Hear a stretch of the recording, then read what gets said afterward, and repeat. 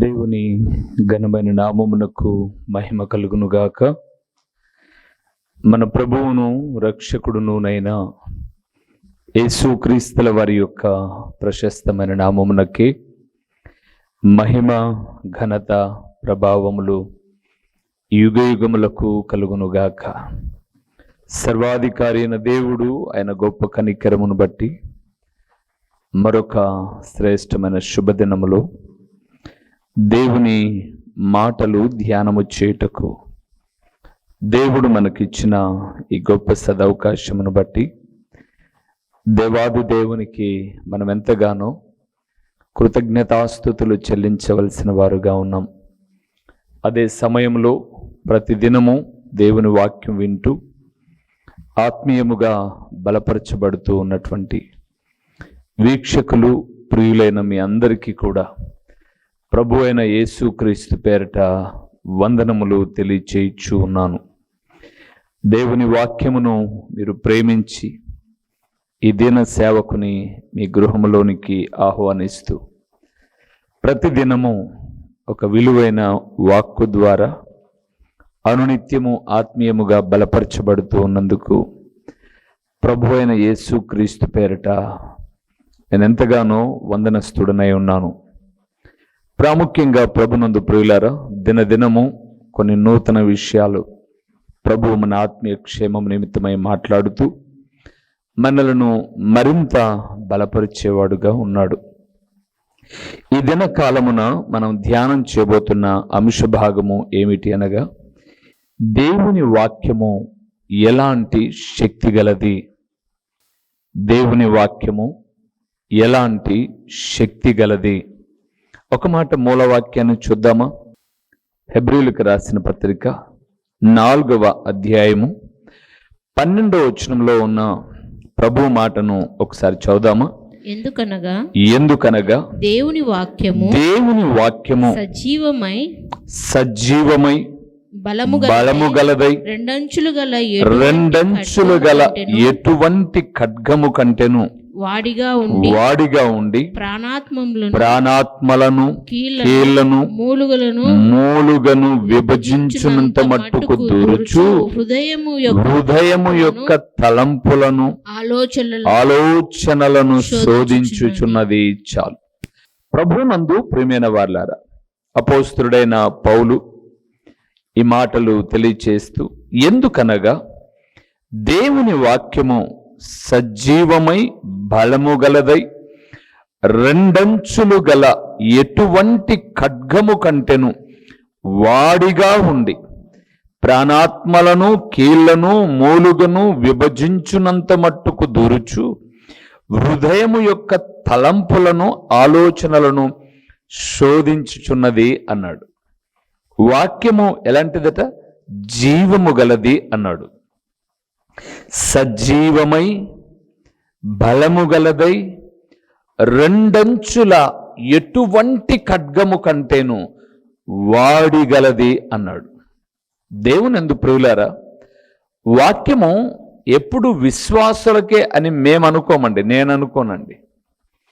రెండంచుల కలిగిన ఖడ్గం ఒకవైపున మీ వైపుకు వస్తున్న ఏదైనా కానీ మనము ఒక చెట్టును నరికేటప్పుడు ఇలాగ కొడుతూ ఉంటాం. అంటే కొట్టిన తర్వాత ఆ మాను మీద ఆ ఏటు పడ్డప్పుడు మరలా ఏటు వేయాల్సి వచ్చినప్పుడు వెనక్కి తీసుకొని ఇలా కొడతాం కదండి. ఏదైనా ఒక మానును నరికేదైనా ఒక పని చేసేటప్పుడైనా ఇలాగ అంటాం. దగ్గరికి వెళ్ళిన తర్వాత మరలా వెనక్కి రావాల్సిందే. ఇక నేను అన్న మాట ఏంటి అనంటే, రెండంచుల గల ఖడ్గం అటువైపునే కాదు, ఇటు వెనక్కి వచ్చినప్పుడు దైవజనుని కూడా హెచ్చరిస్తుంది అని గుర్తుపెట్టుకోవాలి. అందుకే దేవుని వాక్యము ఎలాంటి శక్తి గలదో తెలుసా? అక్కడ అన్నాడు, ఎటువంటి ఖడ్గము కంటెను వాడిగలది అన్నాడు. వాడిగలది, అది ఎంతో పదునైనది, అది ఎంతో ప్రాణాత్మ మూలుగలను సైతం విభజించునంత శక్తి గలది దేవుని వాక్యం. ఈరోజు ఆ వాక్యాన్ని ఇటు పడితే అటు ఉపయోగించడానికో ఎవరి కొరకో మాట్లాడి మాకు కాదులే అనుకోవడానికో లేదు అని మీకు జ్ఞాపకం చేస్తున్నాను. అలాంటి శక్తి కలిగిన వాక్యము ఏమేం చేస్తుంది? అక్కడైతే సజీవమై బలము గలదై రెండంచుల ఖడ్గము కంటే వాడిగా ఉండి ప్రాణాత్మ కీళ్లను మూలుగులను విభజించుతుంది అని మనం చూసాం. హృదయ యొక్క తలంపులను ఆలోచనలను శోధిస్తుంది అని చూసాం. దేవుని వాక్కు ఏమేం చేస్తుందో చాలా విషయాలు ఉన్నాయి. సమయానుకూలంగా కొన్ని విషయాలు మీతో చెప్పడానికి నేను ప్రయత్నం చేస్తాను. మొదటి విషయానికి వెళ్దాం. యోబు గ్రంథము 19వ అధ్యాయము 10వ వచనములో ఈ రీతిగా ఈ మాట ఉంది. ఒకసారి చూద్దామా? 19వ అధ్యాయము 10వ వచనము. నలుదిశల ఆయన నన్ను విరగగొట్టగా నేను నాశనమైపోతుని. ఒకడు చెట్టును పెళ్లగించినట్టు ఆయన నా నిరీక్షణాధారమును పెళ్లగించెను. చాలు. మొదటిది ప్రియులారా, దేవుని వాక్యము పెళ్లగించున్నది. అక్కడ ఆ మాట మాట్లాడిన వ్యక్తి యోబు స్నేహితులలో ఒకరు కాదు. యోబు గారే మాట్లాడుతున్నారు. 19వ అధ్యాయము 10వ వచనంలో నలుదిశల ఆయన నన్ను విరగగొట్టగా నేను నాశనమైపోతిని. ఒకడు చెట్టును పెళ్లగించినట్టు ఆయన నా నిరీక్షణ ఆధారమును పెళ్లగించెను. దేవుని వాక్యము లేదా దేవుని వాక్కు పెళ్లగించున్నది ప్రియులారా, పెళ్లగించున్నది. ఇక్కడ ఎంతమంది వ్యవసాయమును గూర్చి అవగాహన కలిగిన వారు ఉన్నారో నాకు తెలియదు, కానీ పెళ్లగించుట అనేటటువంటి పదాన్ని మీకు చక్కగా అర్థం కావడానికి వివరించాలి అని అంటే వ్యవసాయదారులకు బాగా తెలుసు. ఇంకా మీకు అర్థం కావడానికి కొన్ని నేను అర్థాలు కూడా చెప్తాను. చూడండి, వ్యవసాయం అంత దాకా మనం వెళ్ళకపోయినా ఒక కోడి తను ఏదైనా తినేటప్పుడు, ఉదాహరణకు తన ఇంటి ముందో బయట ఏదైనా తింటూ ఉన్నప్పుడు అది తోడుతుంది, చిదుగుతుంది అంటారు చూడండి. అది కూడా పెళ్లగించుటలో ఒక భాగం. అంటే లోపల ఏదో ఉంది, దాన్ని బయటకు తీసుకురావడానికి పెళ్లగించడం. వ్యవసాయము నేను ఎందుకన్నానంటే, అప్పుడప్పుడు వ్యవసాయములో ఈ వరిని వేసేటప్పుడు ఆ నీటిని సమృద్ధిగా ఆ మడిలో కట్టి ఈ ఒక ట్రాక్టర్తో ఒక లోపలున్న మట్టిని అంతటిని పెళ్లగించడం మనం చూస్తూ ఉంటాం. అంటే దాన్ని అంతటిని మిక్స్డ్ చేయడం. ఇప్పుడు యోబు పరిస్థితి ఎలాగుంది అనంటే, తను ఎదుర్కొంటున్నటువంటి భారభరితమైనటువంటి ఇబ్బందులలో ఆయన వాక్కు అతనిని పరిశోధించడానికి పెళ్లగిస్తూ ఉంది. దేవునందు ప్రియమైన వారలారా, ఈ వాక్యం వింటున్న దేవుని కుమారుడా కుమార్తె, నీవు అలాగ పెళ్లగించే దారిలో ఏమైనా వెళ్తూ ఉన్నావా? అయితే యోబు ఒక మంచి మాట అంటాడు తర్వాత మాటలలో, శోధించబడిన మీదట నేను సువర్ణము వలె మారెదను అన్నాడు. దేవుని వాక్యము రెండంచులు కలిగిన ఖడ్గము వలదే కలదే. అదే సమయంలో అది పెళ్లగించేది. రెండో విషయాన్ని కూడా చూద్దాం రండి. ఇర్మియా గ్రంథం 23వ అధ్యాయము 29వ వచనాన్ని 23-29 వచనాన్ని ఒకసారి మనం చూద్దామా? నా మాట అగ్ని వంటిది కాదా? నా మాట అగ్ని వంటిది కాదా? బండను బద్దలు చేయు సుత్తె వంటిది కాదా? రెండవది ప్రియులారా, అది అగ్ని వంటిది. మీరు 28వ వచనాన్ని కూడా చూస్తున్నప్పుడు, నా వాక్కు ఎవని కుండునో వాడు సత్యమును బట్టి నా మాట చెప్పవలెను. ధాన్యముతో చెత్తకు ఏమి సంబంధము? నా మాట అగ్ని వంటిది కాదా? అగ్నికున్న స్వభావం కాల్చివేయడం అంత మాత్రమే కాదు, అగ్నికున్న మరొక స్వభావం శుద్ధి చేయడం కూడా కదండి. బంగారును శుద్ధి చేయడానికి అగ్నిని వాడతారు, పొట్టును కాల్చివేయడానికి అగ్ని ఉపయోగపడుతుంది. అలాగే దేవుని ప్రియబిడ్డలైనటువంటి వారి జీవితాలలో పొట్టులాంటి సమస్యలు లేదా పొట్టులాంటి జీవితం ఏదైతే ఉందో, అంటే దేవునికి ఇష్టం లేని వ్యర్థమైనవి వారిలో ఏవేవైతే ఉన్నాయో ఆయన కాల్చివేస్తాడండి. రెండవది ఎక్కడన్నాడు? బండలను బద్దలు చేయు సుత్తె వంటిది కాదా. కాదా? అవును ప్రియులారా, సుత్తె బండలను బద్దలు చేస్తుంది.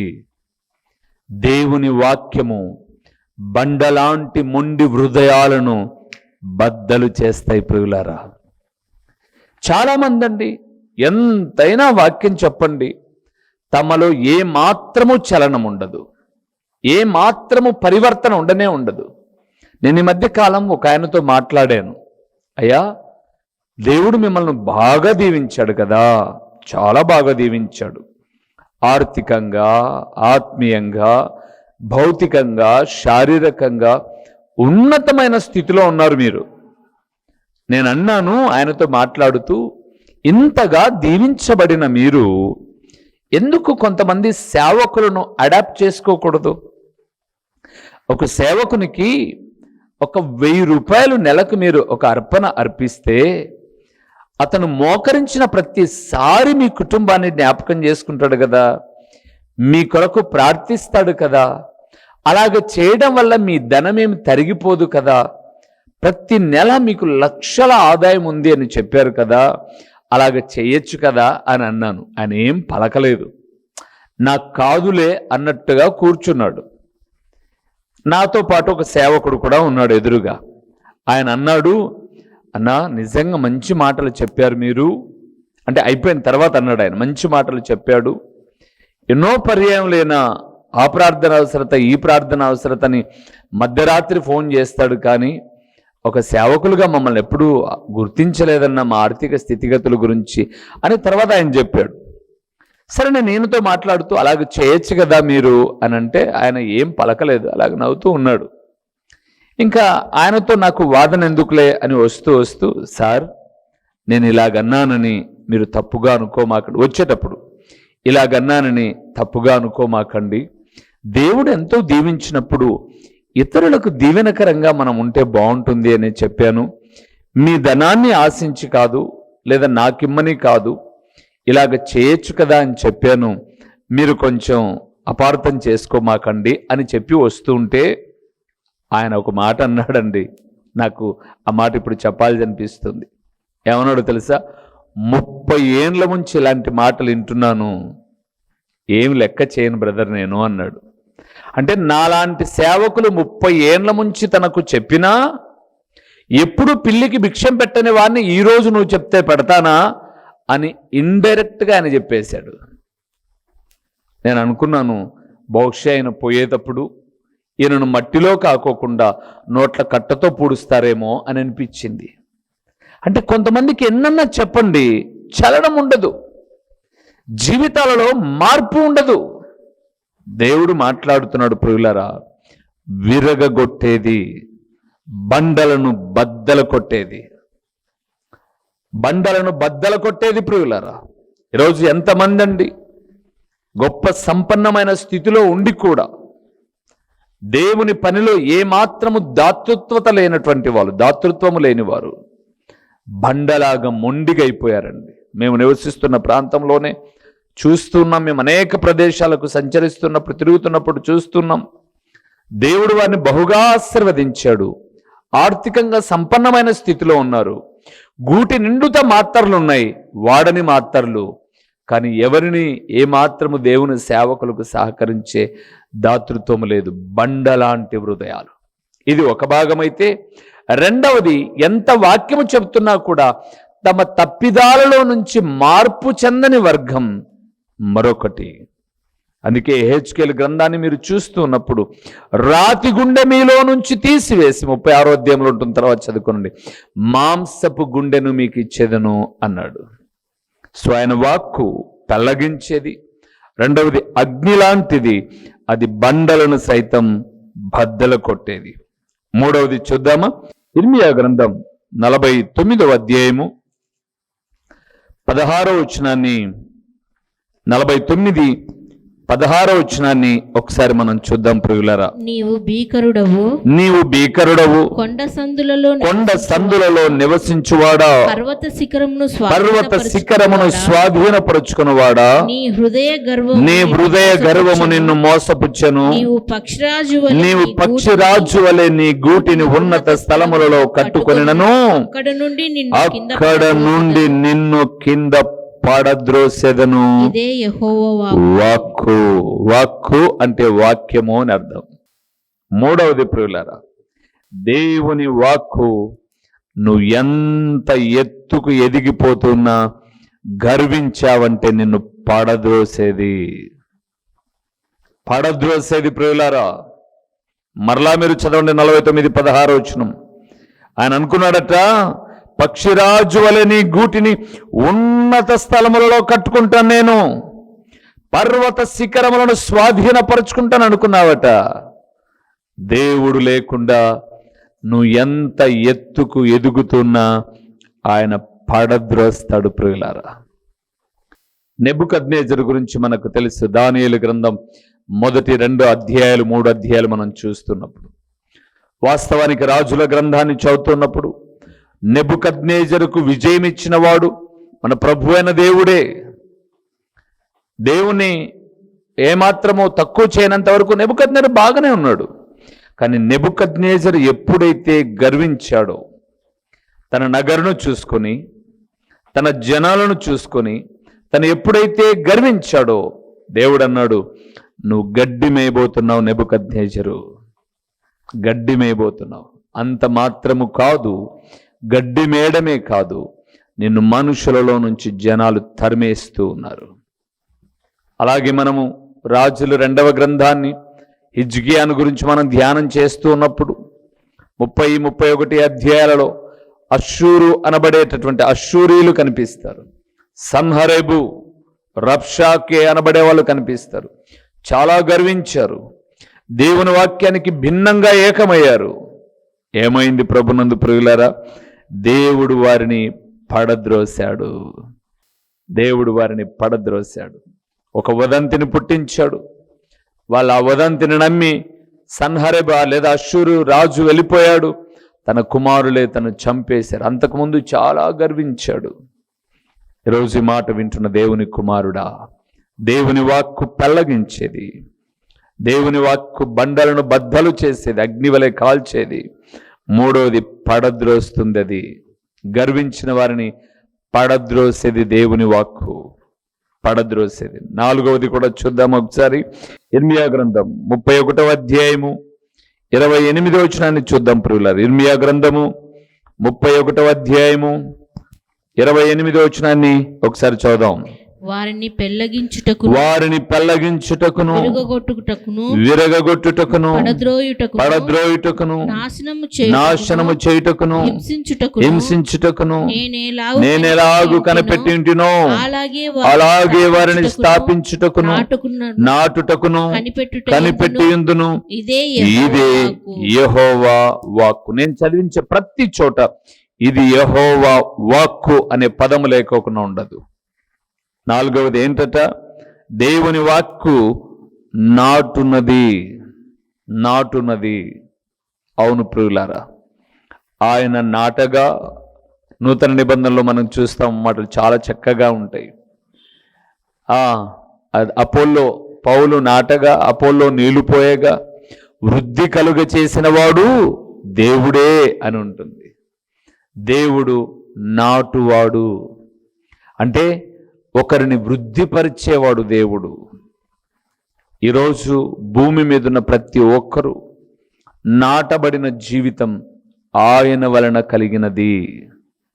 ఈరోజు ఈ మాట వింటున్న దేవుని కుమారుడా, చాలా చక్కగా 28లో మాట రాయబడింది, వారిని పెళ్లగించుటకును, విరుగగొట్టుటకును, పడద్రోయుటకును, నాశనము చేయుటకును, హింసించుటకును నేనెలాగు కనిపెట్టింటినో అలాగే వారిని స్థాపించుటకును, నాటుటకును కనిపెట్టి యుందును.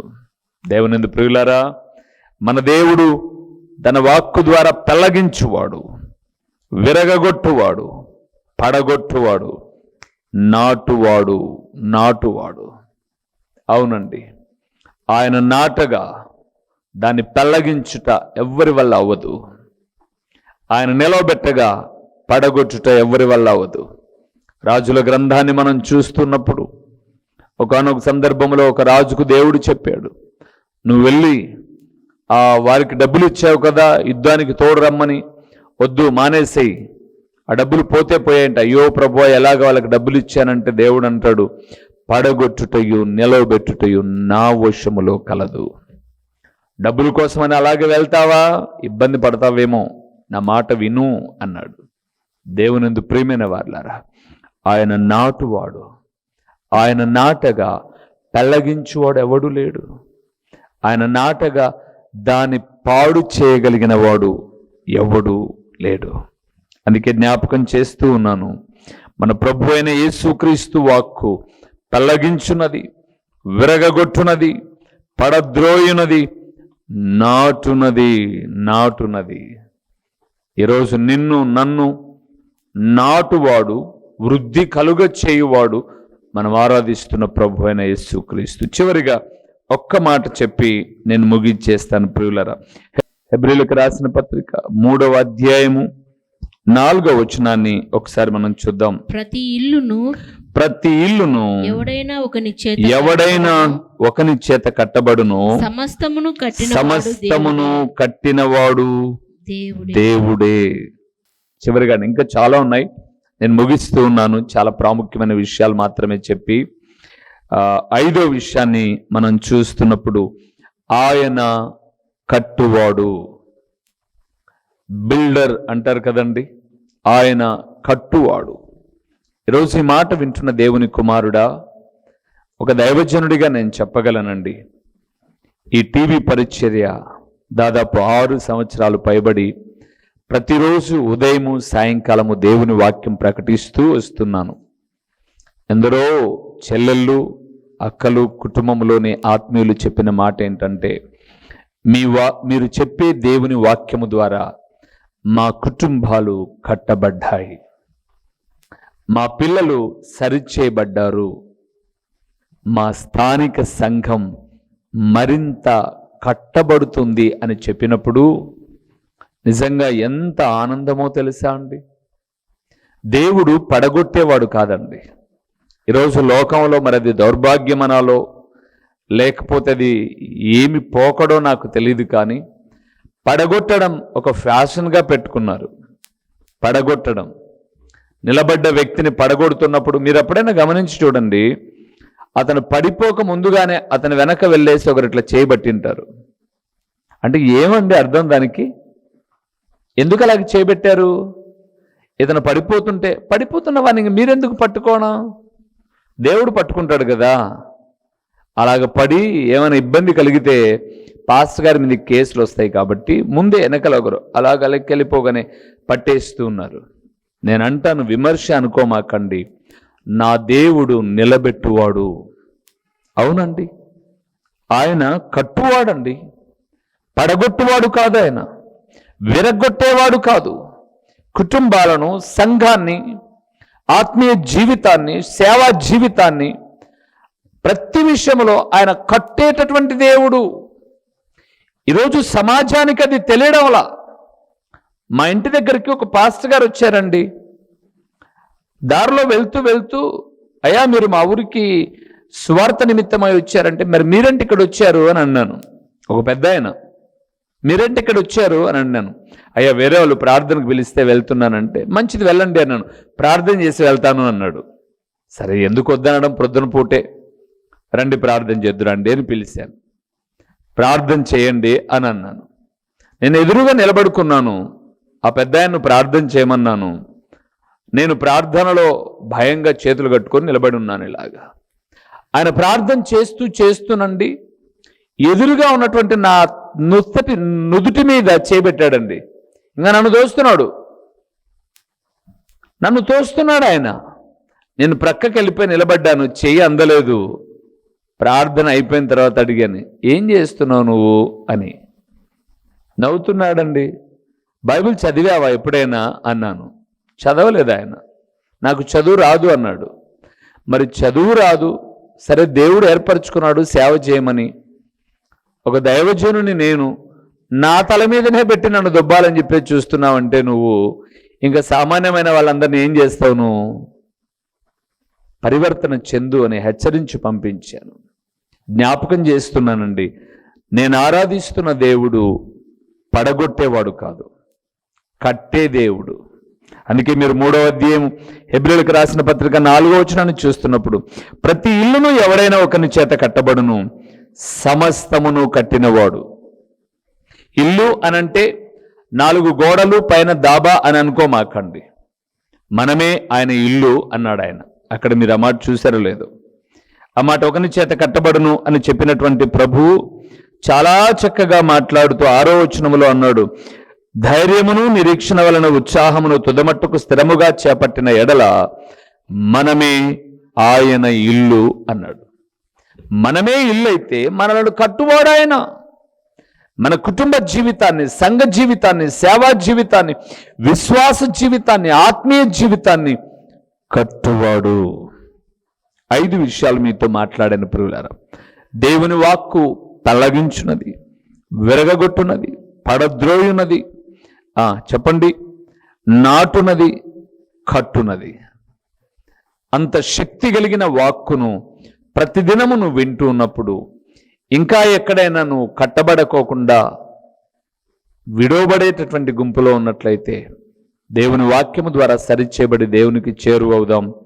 దేవుడిచ్చే మెండైన దీవెనలు పొందుకుందాం. తలలు వంచుదాం, కళ్ళు మూసి ప్రార్థన చేస్తూ, దేవా నీ మాటల మాధుర్యత విన్న నేను నీ వాక్కుకు విధేయత చూపుతాను. నన్ను, నా కుటుంబాన్ని కట్టే దేవుడు వినందుకు మీకు స్తోత్రములు అని ప్రార్థన చేసుకుందాం. మహిమా స్వరూపివైన మా ప్రియమైన పరలోకపు తండ్రి, మహోన్నతుడైన దేవ, మీ ఘననామమునకు స్తోత్రములు చెల్లిస్తూ ఉన్నాము నాయనా. ఎంత గొప్ప దేవుడవు తండ్రి నువ్వు. ఆకాశమా ఆలకించు, భూమి చెవియొగ్గు అన్నప్పుడు మీ వాక్కునకు ఆకాశము భూమి చెవియొగ్గినట్లు మేము చూస్తాం. మీ పోలికలో చేయబడిన నీ బిడ్డలమైన మేము కూడా మీ వాక్కుకు విధేయత చూపుతూ ఉన్నప్పుడు మమ్ములను, మా కుటుంబములను నీవు కట్టువాడవుగా ఉన్నావు అని ఒక కృత నిశ్చయముతో ముందుకు వెళ్ళడానికి సహాయం చేయండి. ఓ తండ్రి, ప్రకటించబడిన ఈ పరలోకపు సంగతులు వ్యర్థముగా పోకుండా సారవంతమైన నేలను పడిన విత్తనము వలె 30దంతలుగా, 60దంతలుగా, 100అంతలుగా ఫలింపచేసి మీ ఘననామానికి మహిమ, ఘనత, ప్రభావములు మీరు కలుగు చేసుకునుమని ఎంతైనా నమ్మదగిన దేవుడువైన మీకు స్తుతులు చెల్లించుకుంటూ యేసు నామములో అడిగి పొందియున్నాము తండ్రి. ఆమేన్. మా చిరునామా దైవజనులు బ్రదర్ ఓ రూబేన్ గారు, క్రీస్తు ప్రార్థనా మందిరం, డోర్ నెంబర్ 1-10-386, నగరిగుట్ట, పులివెందుల, కడప జిల్లా. మీ ప్రార్థనా అవసరాల కొరకై సెల్ నంబర్ 9989067409.